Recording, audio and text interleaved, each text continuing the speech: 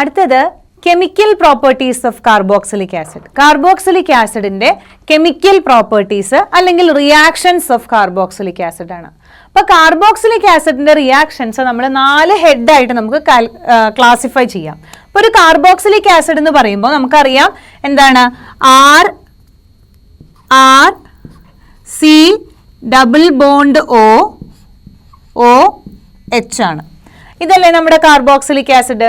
ഈ കാർബോക്സിലിക് ആസിഡിലെ ഈ ഒ എച്ച് ബോണ്ട് ക്ലീവ് ചെയ്യണത് കൊണ്ട് okay, reactions due to the cleavage of O H bond. ഈ ഒ എച്ച് ബോണ്ട് ക്ലീവ് ചെയ്യുന്നത് കൊണ്ടുള്ള റിയാക്ഷൻ ആണ് ആദ്യത്തെ. രണ്ടാമത്തെ എന്ന് പറയുമ്പോൾ എന്താണ്, ഈ ഒ എച്ച് ബോണ്ട് അല്ല, പകരം ഈ സി ഒ എച്ച് ബോണ്ട് ഇതാണ് ക്ലീവ് ചെയ്യണത്. ഓക്കെ, ഈ C O H bond cleave ചെയ്യുന്നത് കൊണ്ടുള്ള റിയാക്ഷൻസ് ആണ് രണ്ടാമത്തെ ടൈപ്പ്. മൂന്നാമത്തെ ടൈപ്പ് റിയാക്ഷൻ എന്ന് പറയുന്നത് എന്താണ്, ഈ സി ഒ എച്ച് ബോണ്ട് മൊത്തമായിട്ട് ക്ലീവ് ചെയ്ത് പോവുക. C O H bond, reaction due to the cleavage of C O H bond. ഇനി നമുക്ക് ഇവിടെ ആസിഡ് എടുത്തു കഴിഞ്ഞാൽ ഒരു അരോമാറ്റിക് ന്യൂക്ലിയസ് ഉണ്ടാവും, അല്ലെങ്കിൽ ഒരു ആൽക്കൈൽ ഗ്രൂപ്പ് ഉണ്ടാവും. അപ്പൊ ആൽക്കൈൽ അല്ലെങ്കിൽ അരൈൽ റിങ്ങുകൾ ഉണ്ട്.